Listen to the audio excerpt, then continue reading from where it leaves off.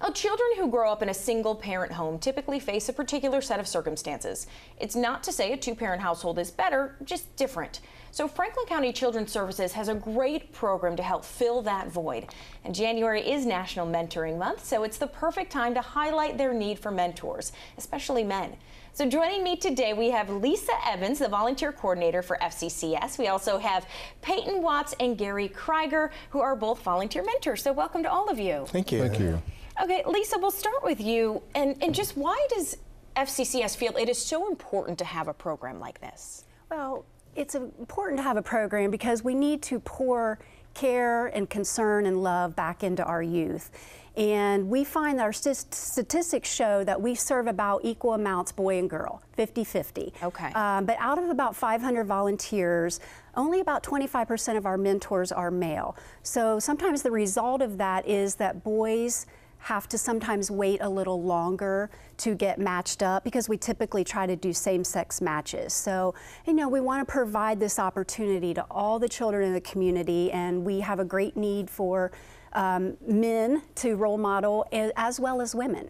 And when you say they get matched up, what kind of activities are they doing? What are the things that a day would be like with their mentor? Great question. These guys can probably speak to that better than I can. Okay. All sorts of things, going to the library, catching a movie, hanging out at your house baking cookies, playing board games.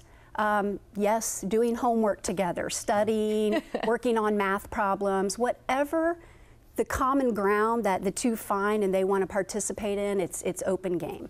Okay, so we'll go to you, Peyton. Why did you decide to be a mentor? Well, you know, I've always enjoyed working with children, working with youth, and throughout my adulthood, I've always informally mentored young men. And fortunately, each of them that I've had interaction with have grown up to be very productive, good citizens, graduated from college, starting families. And once I retired from my job, I decided that it's a good time to fully give back. And now I'm with Franklin County Children's Services trying to make a difference there. So you see the impact that this interaction, this relationship has on these young men. Oh, absolutely.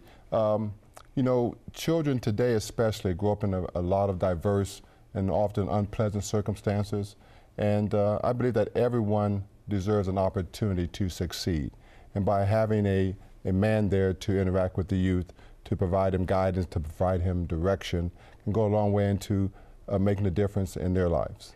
Okay, and Gary, I'm going to pose the same question to you. You know, why did you decide to get involved in this? Well, for me, I was looking for a way to give back to the community.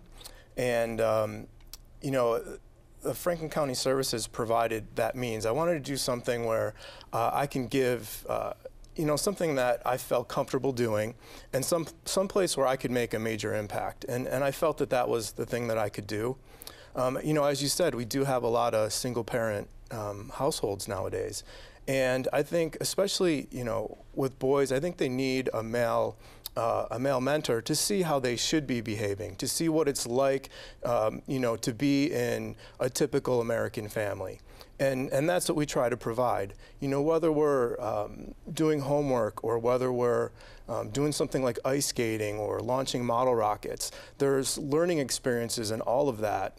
For example, even if you just go to a restaurant, you know, you can talk about the bill, how you pay for the bill, leaving a tip, you know, what the tax is, what it means. And there's so many learning experiences and just everyday things that we do. And it sounds like not just, you know, the male part, but just life you're teaching them. You're teaching them these basic things that they can take beyond, you know, when they get out of their own homes. Exactly. There's just so many opportunities to teach these kids and to have them, you know, around positive experiences. And, you know, one of the other reasons, too, is like you always hear people say, you know, somebody should do something about that. Well, it turns out I am somebody, and, you know, you are somebody. You know, everybody is somebody, so everybody can do something. Okay. Peyton, what if somebody wanted to become a volunteer mentor? What is the process you go through? Well, you can contact Children's Services either through their website or you can simply call Children's Services, and the number is 275-2690, and speak with the representative. And then what they will do is bring you in for an interview, a short application process. They'll do what I would say a cursory background check. Obviously, when you're dealing with children, sure, you need to make sure of who they're going to interact with. And the ages anywhere from 18 and on. They do have a college-bound program where you have to be at least 21. And then after that, they'll match you with the youth. You'll have a 2-hour informal training through the agency. And then once they match you with your youth, then you're ready to go. And Children's Services is very good at getting you started and providing you everything that you do need to interact with your youth. The one thing I was impressed with coming from the outside in was how professional, well-organized, innovative, and the commitment that Children's Services have to their children. Okay. And they'll provide you with a big list of activities that you can do that are fairly inexpensive or free.